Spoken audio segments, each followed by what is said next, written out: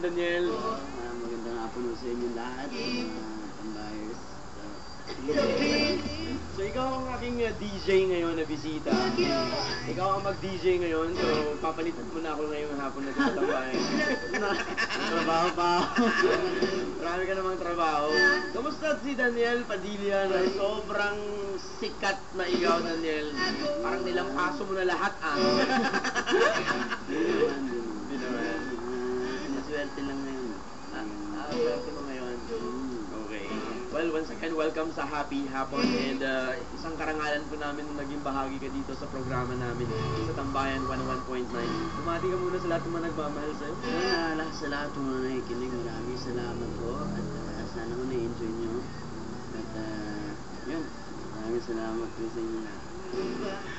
Okay, dahil dyan, pag-uusapan, bago natin tuluyang ibalita sa mga tambayers natin, mga kapamilya natin, ang good news sa buhay mo, pag-usapan muna natin si Daniel Padilla pag wala sa camera. Sino ba si Daniel Padilla pag wala sa camera? Ano ba? Wala, simpleng-simple lang ba? Sa bahay lang. Ano ginagawa mo sa bahay? Tambay kasama yung mga kaibigan ko. Lahat na ng kaibigan ko nandun sa bahay ko. Ano yung kaibigan sa showbiz or? Hindi, mga showbiz.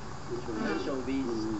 Isa sa mga hinahangaan ng mga teenagers na alam mo yung nagmamahal sa'yo, Daniel, yung pagiging cool mo ba? Yung pagiging simple pero astig. Di ba?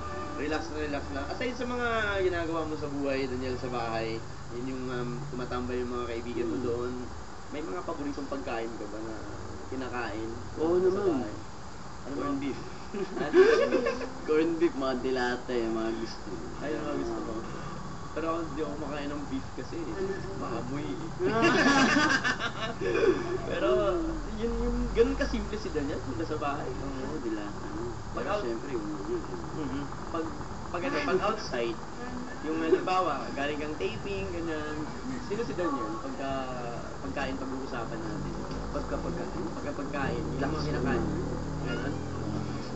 Dapat lang tangkad mo. Oo, tumataba, tumatangkad. Oo naman.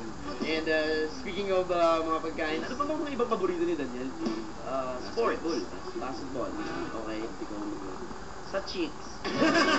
Wala daw, may lipat. Ang lakas mo ka chicks. Hindi ako hilig sa chicks, pero nag-iisa lang talaga sa buhay mo si...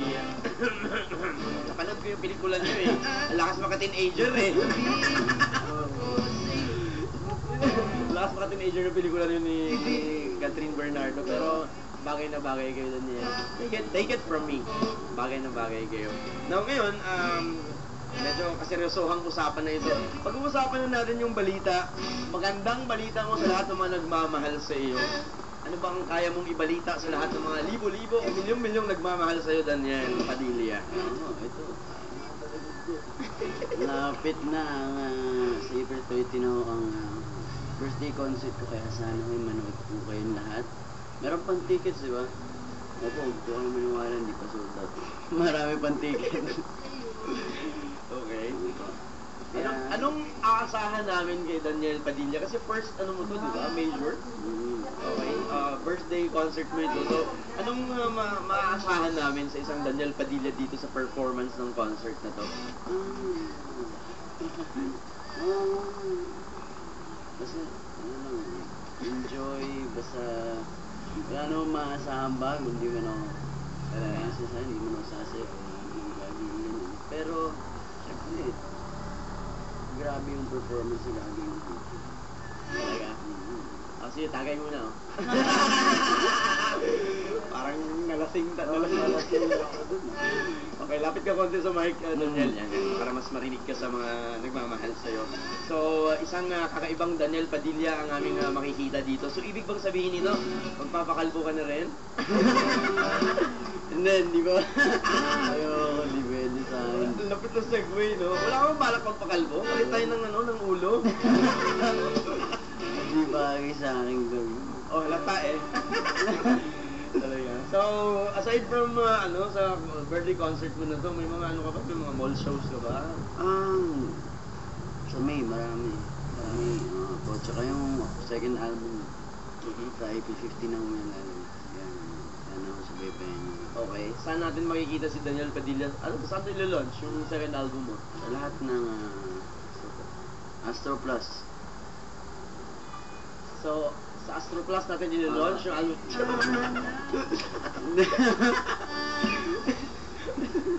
Hindi, abangan sa Twitter, lahat ang may kita nyo dyan. Ah, Sa okay. April 15 na ho yan. Alright.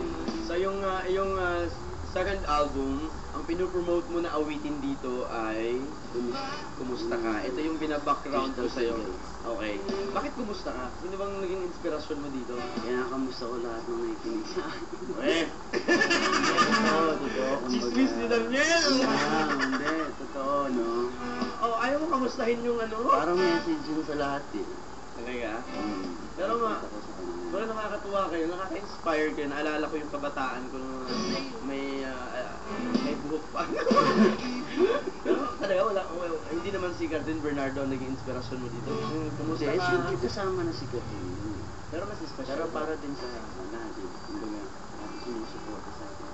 Hindi na naging inspirasyon ni Catherine. Na-excite ako sa reaction nila sa baka pa kanta. Sobra-sobra kasi kahit nga nung Himig Handog, grabe yung mga Oo, tao sa'yo. grabe. Oo, believe ako. Grabe, Daniel Padilla, ano bang sikreto mo? Pwede mo bang i-share sa amin para naman mabigyan mo naman kami ng ng mga fans? Kaya ako ginagawa lang basta simple lang. Tsaka wag lang masyadong pakit. Talaga? Huwag na masyado magpapakyut. Okay, magpagupit ka ng hair mo ha. Pero feeling ko yung buhok mo meron talagang swerte dyan.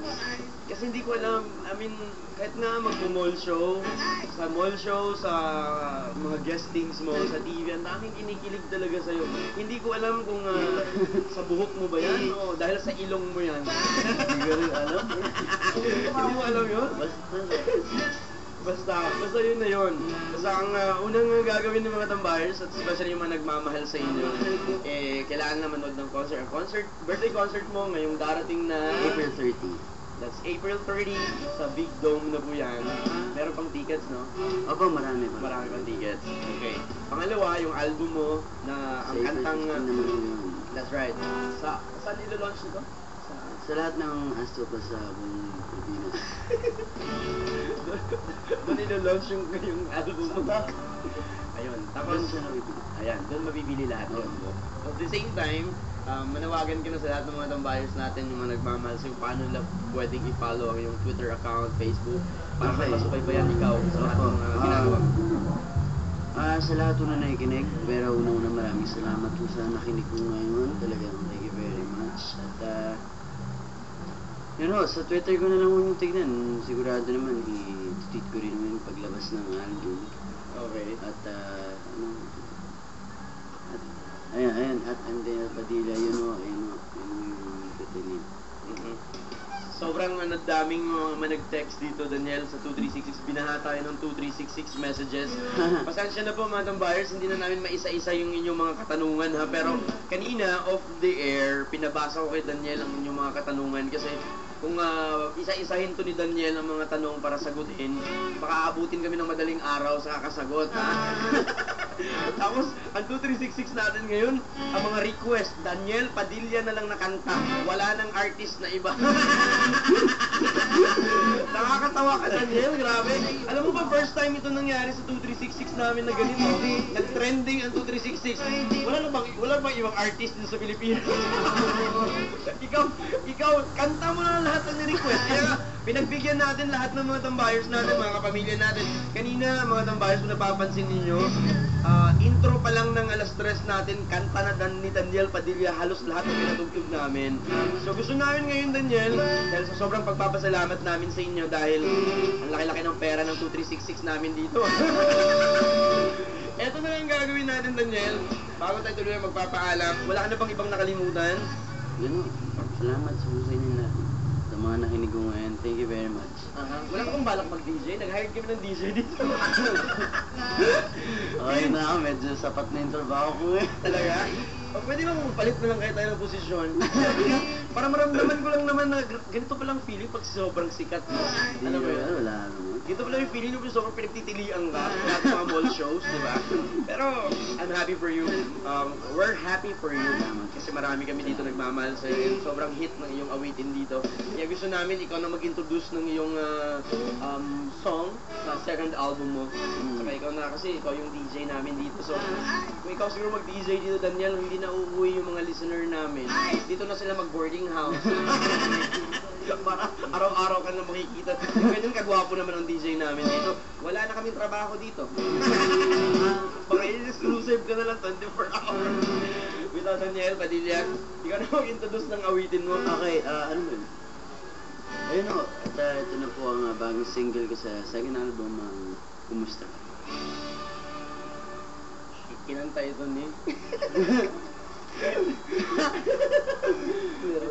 Maraming salamat, Daniel, for dropping by sa 3:26 na oras sa kahaponon, Tambayer.